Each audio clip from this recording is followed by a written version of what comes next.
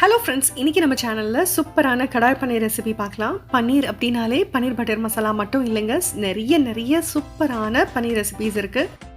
இப்போ இந்த கடாய் பன்னீருக்கு தேவையான இன்க்ரீடியன்ஸ் பார்த்துடலாம். இப்போ நமக்கு மசாலாவுக்கு வந்து ஒரு நல்ல பெரிய வெங்காயம் தேவை, அதுக்கப்புறமேட்டு 2 நல்ல பெரிய தக்காளி தேவை, அப்புறம் ஒரு 2 இன்ச் அளவுக்கு இஞ்சி, ஒரு பெரிய பல்லு பூண்டு, ஒரு 4லேருந்து 5 காஞ்ச மிளகாய், வரமிளகாய், அப்புறம் ஒரு காஷ்மீரி மிளகாய் நல்ல கலர் கொடுக்கறதுக்காக. பன்னீர் பட்டர் மசாலாவுக்கும் கடாய் பன்னீருக்கும் மேஜர் டிஃப்ரென்ஸ்ன்னு பார்த்தீங்கன்னா, அதில் வந்து நம்ம ஸ்வீட்டாக பண்ணுவோம், அதனால வந்து மிளகு ஜீரகம்லாம் சேர்க்க மாட்டோம். இதில் வந்து கொஞ்சம் சுருன்னு இருக்கணுன்றதுக்காக மிளகு ஜீரகம் நம்ம சேர்க்க போகிறோம். அதனால நமக்கு வந்து ஒரு 1/4 டீஸ்பூன் அளவுக்கு முழு மிளகு, அதுக்கப்புறமேட்டு ஒரு 1/2 டீஸ்பூன் அளவுக்கு ஜீரகம் எடுத்திருக்கோம். இதை தவிர ஒரு 4லேருந்து 5 முந்திரி உடைச்சது எடுத்திருக்கோம். அப்புறம் 1/2 டீஸ்பூன் அளவுக்கு கசகசா பாப்பி சீட்ஸ் எடுத்து வச்சுருக்கோம். இதை தவிர ஃபைனலாக நம்ம கார்னிஷ் பண்ணுறதுக்காக ஒரு 1/2 கேப்சிகம் பெரிய க்யூப்ஸாக வெட்டி வச்சுருக்கோம். அப்புறம் ஒரு பெரிய வெங்காயம், அதையும் கொஞ்சம் பெரிய க்யூப்ஸாக வெட்டி வச்சுக்க போகிறோம்.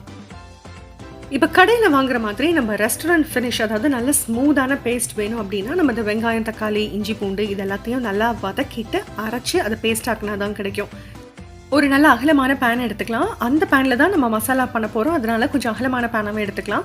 ஒரு 3 டீஸ்பூன் எண்ணெய் சேர்த்துக்கலாம். நம்ம எடுத்து வச்சுருந்த மசாலாக்குன்னு எடுத்து வச்சுருந்த அந்த பெரிய வெங்காயத்தை நல்லா நீளமாக கட் பண்ணி, அது கூட இஞ்சி பூண்டு அப்படியே ரஃபாக கட் பண்ணாமல் கூட போட்டுடலாம், ஒன்றும் பெரிய விஷயம் இல்லை.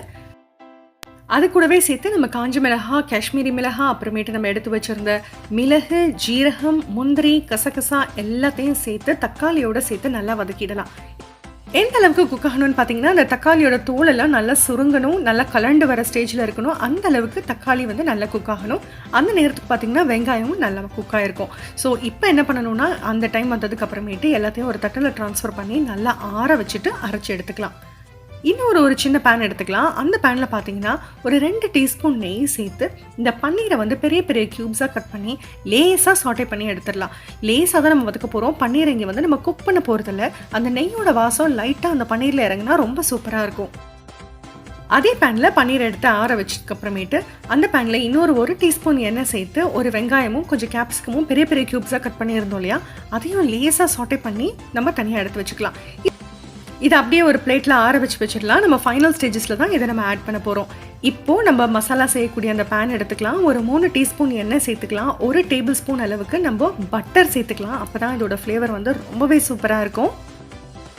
இப்போ இந்த எண்ணெயும் நெய்யும் நல்லா சூடாயிருச்சு. இது கூட சேர்த்து நம்ம வந்து அரைச்சி வச்சுருந்த விழுதை நம்ம டைரெக்டாக ஆட் பண்ணிடலாம். இந்த விழுது பார்த்திங்கன்னா நல்ல ஸ்மூத்தான கன்சிஸ்டன்சியில் இருக்கும்.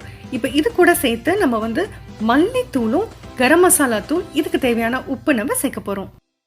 ஒரு 3/4 டீஸ்பூன் அளவுக்கு மல்லித்தூள் சேர்க்கணும், 1/2 டீஸ்பூன் அளவுக்கு கரம் மசாலா தூள் சேர்க்கணும், 1/4 டீஸ்பூன் அளவுக்கு மஞ்சள் தூள் சேர்க்கணும். அப்போ தான் கலர் சூப்பராக வரும்.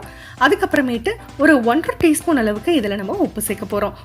இதெல்லாம் சேர்த்துட்டு நல்லா மீடியம் ஃப்ளேமில் நல்லா கொதிக்க விட்டுறலாம். இது எவ்வளோ தூரத்துக்கு கொதிக்குதோ அந்த அளவுக்கு தான் இந்த மசாலா இன்க்ரீடியன்ஸோட பச்சை வாசனை போகும். நல்லா கொதிச்சதுக்கு அப்புறமேட்டு இதில் ஒரு 1/4 கப் அளவுக்கு ஃப்ரெஷ் க்ரீமோ இல்லை அப்படின்னா திக்கான பால் சேர்த்தா போதும், கலந்து விட்டுருங்க. இதுவும் நல்லா கலந்துட்டு நல்லா மீடியம் ஃப்ளேமில் கொதிக்க விடுங்க. இதில் நான் இனிஷியலாக எண்ணெயும் பட்டரும் போடும்போது இதில் தாளிதம் வேறு எதுவுமே சேர்க்கல. தேவைப்பட்டால் ஒரே ஒரு பிரிஞ்சி இலை மட்டும் சேர்த்தா போதும், வேறு எதுவுமே இதுக்கு சேர்க்க தேவையில்லை. இதுதான் நம்மளோட பேஸ் மசாலா. நல்லா கொதி வந்துருச்சு, எண்ணெய் நல்லா தெரிஞ்சு வந்துருச்சு. இப்போ இந்த மசாலா பார்த்தீங்க அப்படின்னா நம்ம ஆற வச்சு உள்ளே வந்து டப்பாவில் போட்டு வச்சுட்டு அதுக்கப்புறமேட்டு நம்ம கொண்டக்கடலையோ எது வேணாலும் போட்டு இதை வந்து ஃபைனலாக கிரேவியாக மாற்றிடலாம். பட் ஆனால் நமக்கு அதெல்லாம் வேண்டாம். ஃப்ரெஷ்ஷாக பண்ணாலே வந்து செம்ம ஈஸி, ரொம்ப சீக்கிரமாக பண்ணிடலாம். ஹெல்த்தியும் கூட ஃப்ரிட்ஜில் வச்சு சாப்பிட்றத விட. நல்லா கொதி வந்துருச்சு, அங்கே நல்லா வந்து எண்ணெய் தெரிய ஆரம்பிச்சிருச்சு. இந்த நேரத்தில் நம்ம லேசாக வதக்கி வச்சுருந்த அந்த பன்னீரையும் அதுக்கப்புறமேட்டு வெங்காயம், கேப்சிகம் எல்லாத்தையும் போட்டு நல்லா மிக்ஸ் பண்ணி இந்த மாதிரி மூடி போட்டு சிம்மில் குக் பண்ணுங்கள். பன்னீர் ஆட் பண்ணதுக்கு அப்புறமேட்டு நம்ம கொதிக்க விடக்கூடாது, நல்லா சிம்மில் வச்சு தான் குக் பண்ணணும். இது ஏன் கண்டிப்பாக நம்ம சிம்மில் ஒரு 4லேருந்து 5 நிமிஷம் வைக்கணும் அப்படின்னா, அப்போ தான் அந்த பன்னீருக்குள்ளே வந்து நம்மளுடைய மசாலாவோட இன்க்ரீடியன்ஸ் எல்லாம் நல்லா சோர்ந்து கொடுக்கும். இப்போ ஒரு 4 to 5 மினிட்ஸ் நல்லா சிம்மிலே அப்படியே கொதிக்குது பாருங்கள். நம்மளோட கிரேவி வந்து ஏற்கனவே கொதிச்சதில் கரெக்டான கன்சிஸ்டன்சியில் தான் இருந்தது. இப்போ நம்ம தேவைன்னா உப்பெல்லாம் செக் பண்ணிக்கலாம்.